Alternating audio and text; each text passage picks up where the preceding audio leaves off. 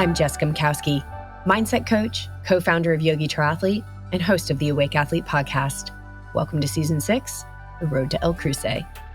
This season is a living documentary, my journey to a 3-day 100K stage race through the wild terrain of Patagonia. It's not just about endurance training, it's about exploring the mental, emotional, and spiritual edges that shape us. There's no set schedule. Episodes will drop as the layers peel back. My hope is that in hearing my story, you remember your own strength and your own path home. This is me showing up in real time, and I am all in. I'm so glad you're with me.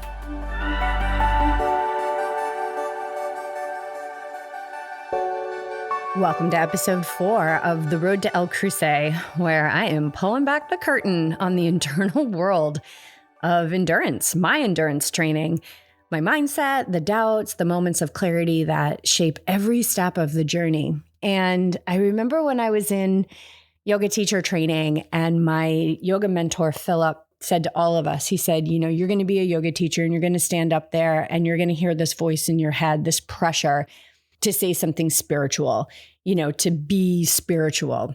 And it's so interesting because, man, does that happen. And I think one of the greatest things that being a yoga teacher, that being a yogi, that being an athlete, being a podcast host, like just putting myself out there, I can't fake this. I am not immune to doubts. I am not immune to having negative thoughts. I'm not immune to worry.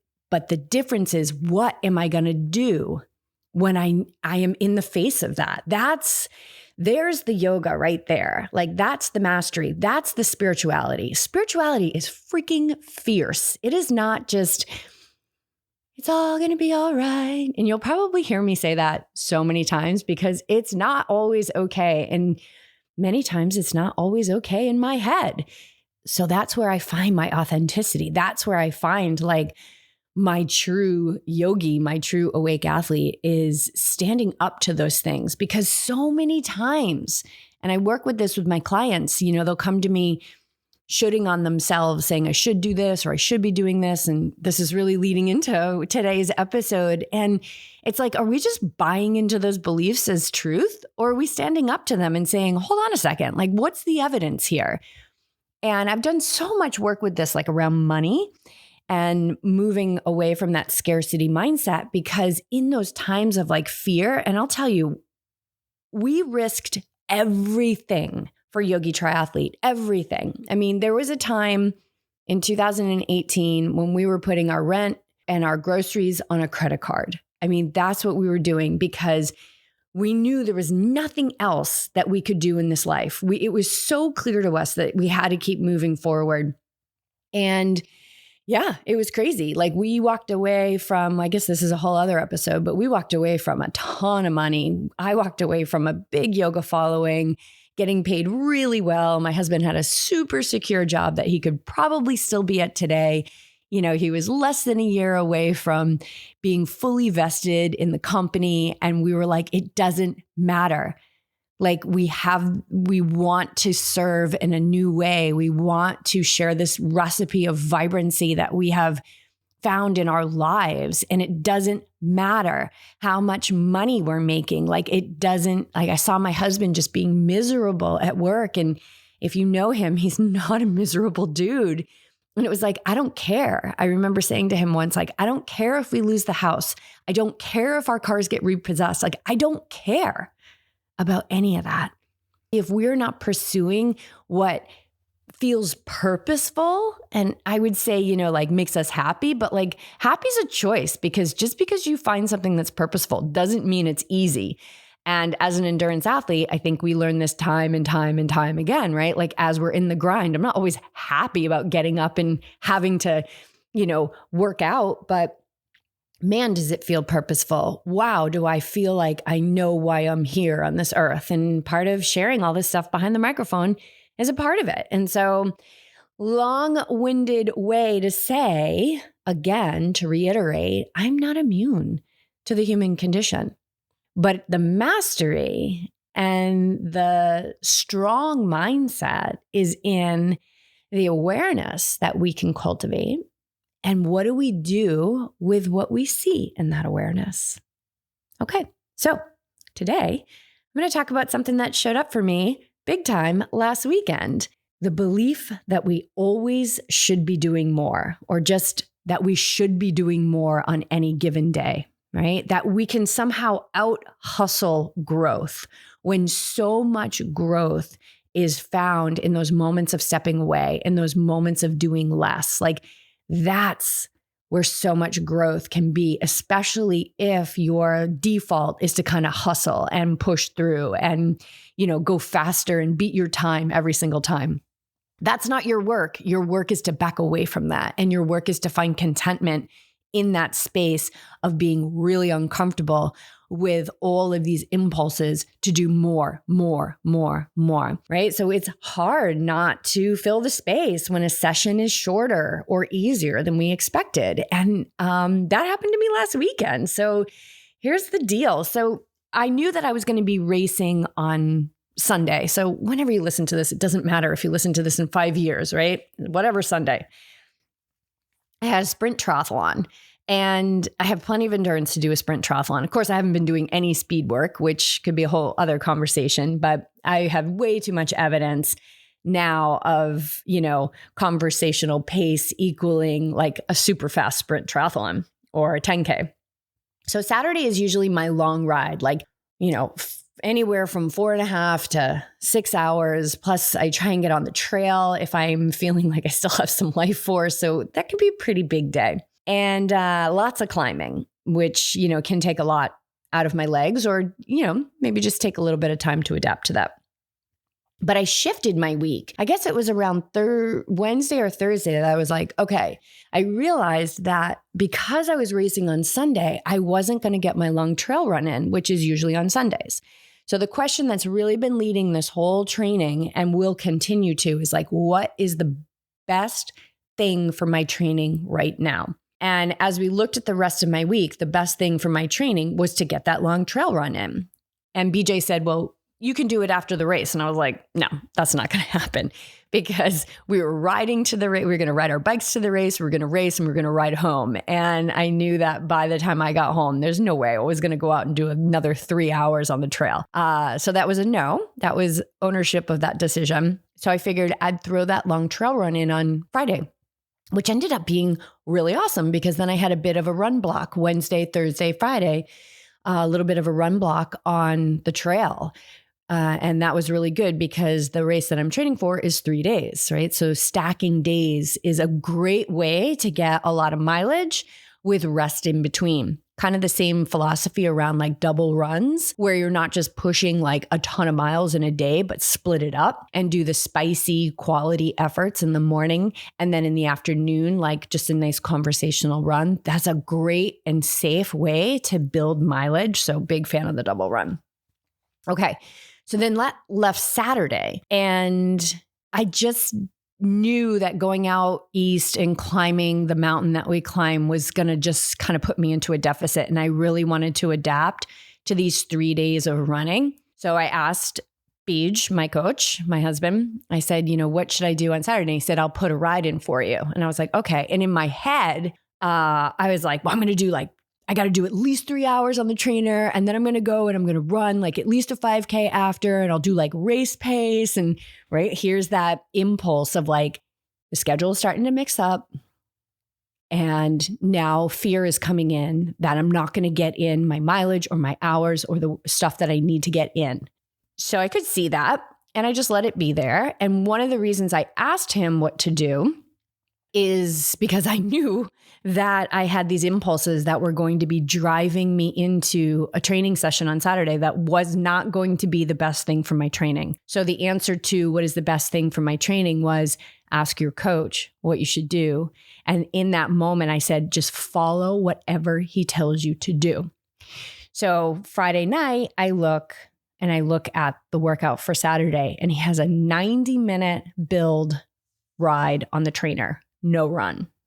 I was like, oh, okay. So just kind of swallowed that with a couple of breaths and watched the mind kind of shift around it said, well, I'm just going to run anyway. And I was like, yeah, that's what I'm going to do. I'm going to run. I'm going to do some race pace efforts.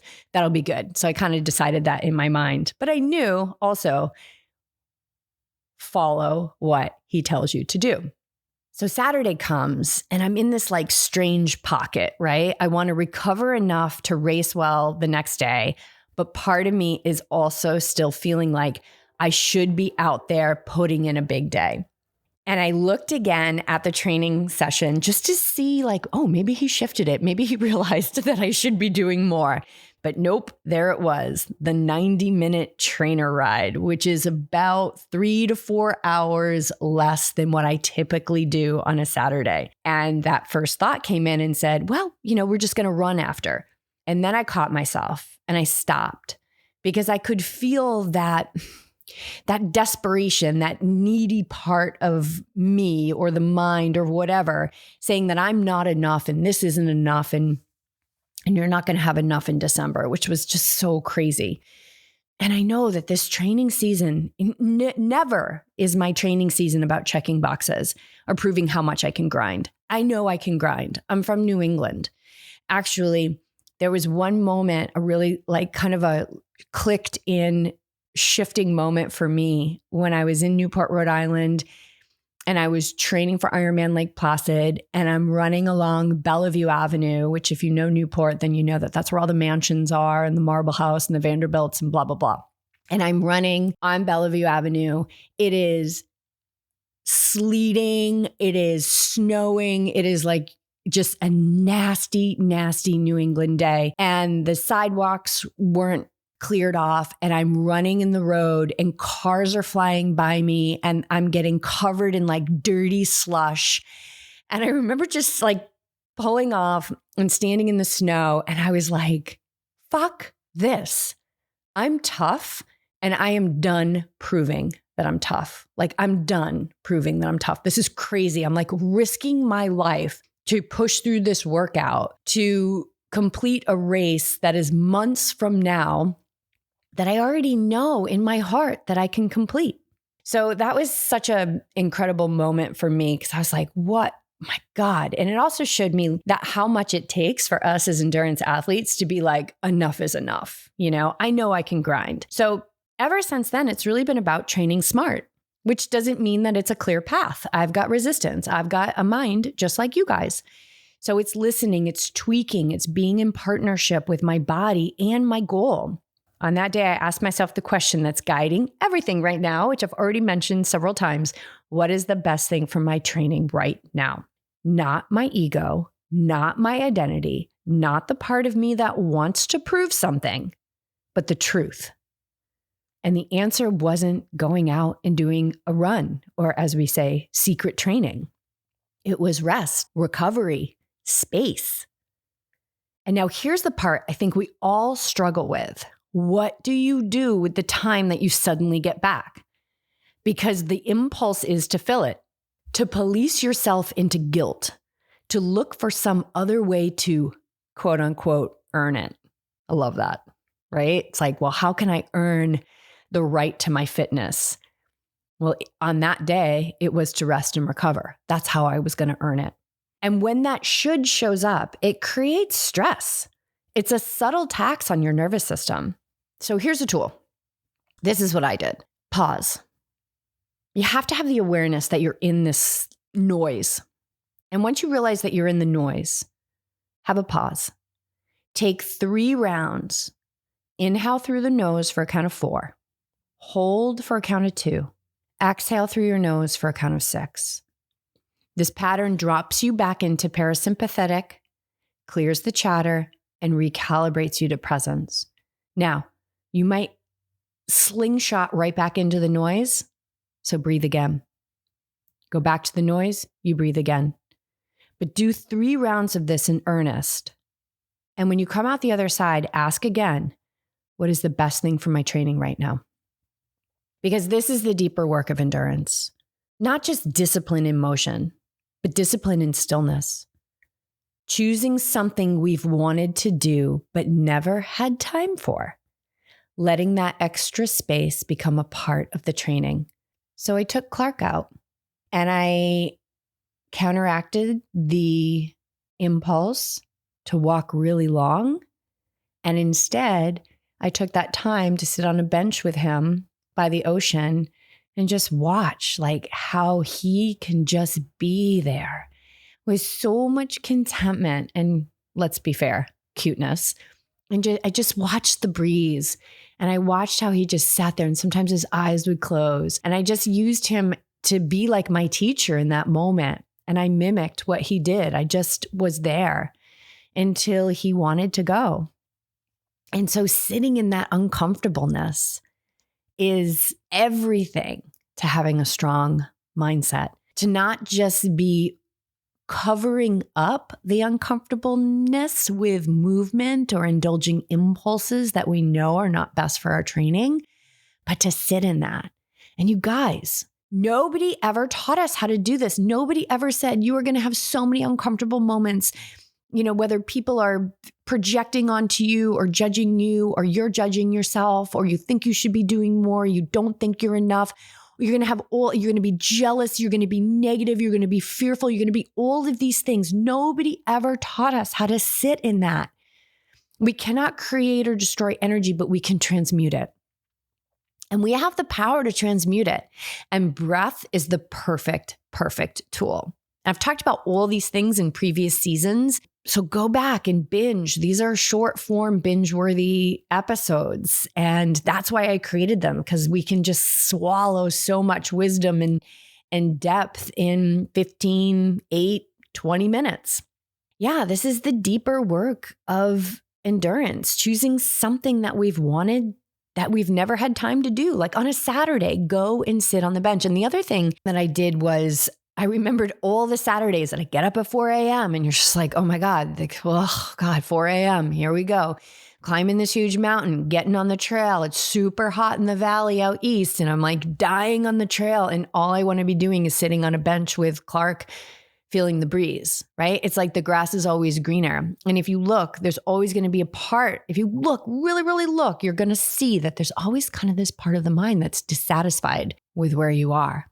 Even if over the course of the day, you have a lot of satisfaction, a lot of contentment, a lot of empowerment, there are going to be times where it's like, I wish I was on the bench. And then you're on the bench with the dog and the ocean breeze, and you wish you were on the mountain sweating, all the salt out onto your kit. So the truth is that endurance isn't built by doing more. It's built by doing what matters most. That's the truth. And this is where the spiritual edge comes in. Endurance is physical, yes, but it's also mental, emotional, and spiritual. It's learning how to trust that less can actually be more. It's remembering that adaptation happens in recovery, and that wisdom lives in listening and questioning. You do not have to buy into your thoughts and beliefs as truth. All a belief is thoughts that you've practiced. If you don't like what that's saying, if it's causing you stress, look at it. Is it true? What is the evidence that you have to back that up? Not in the past, I'm saying right now in that moment, in that exact moment, what is the evidence that is backing that belief or those thoughts as truth? And in those moments, even if the belief goes nowhere, even if the thoughts hassle you for the rest of the day, you have begun to disempower them. You have begun to break a cycle. So if you've ever been caught in that loop of I should be doing more, this is your reminder. Check in. Ask the question, what's the best thing for your training right now? And let that answer guide you. Even if the answer is space, even if the answer is rest, that's the practice. That's the endurance. Because on race day, whether it's a triathlon, a marathon, or a 3-day ultra in Patagonia, I'll tell you, your empowerment, your confidence is going to come in that reflection of looking back and saying, oh my gosh, yes, I rested when I needed to rest. I grinded when I needed to grind. I sweated out. I recovered. I adapted. I chose nutrition over crappy food. Like I did everything I could to get myself here. And now I'm just going to celebrate that fitness because you're bringing the body you trained, the mind you disciplined, and the spirit you've kept in alignment all along the way. And it is not a straight line. It is going to be up and down and all over the place at times. But the goal is to come back to that steady line in the center as emotions or thoughts or beliefs are kind of jumping all over the place. You hold that steady line, and the breath is your perfect tool to do that. And alignment happens as we learn to trust the plan. It's going to be messy. It's okay. Let it be messy. It's supposed to be messy. Releasing the grind sometimes. You're tough. You know you're tough. And knowing and doing the step back when that is the very best thing for your training. And that's episode 4. It's an invitation to see where less might actually be your more, where the pause becomes the practice, where trusting the plan becomes your greatest endurance. So let's see what unfolds when we stay the course and we stay awake. And just for the record, I showed up to that race and I won my age group by, I think, about 3 minutes. So I did the right thing. And as I sit here now after the race, looking back, I'm so glad I made the choices that I made and that I followed the answer to the question, what is the best thing for my training right now? This show is brought to you by Yogi Triathlete, because you are born for more than just pushing through. We've been leading the way in holistic performance since the beginning, body, mind, and spirit. So thanks for tuning in. Stay awake, stay the course, and I'll meet you back here soon.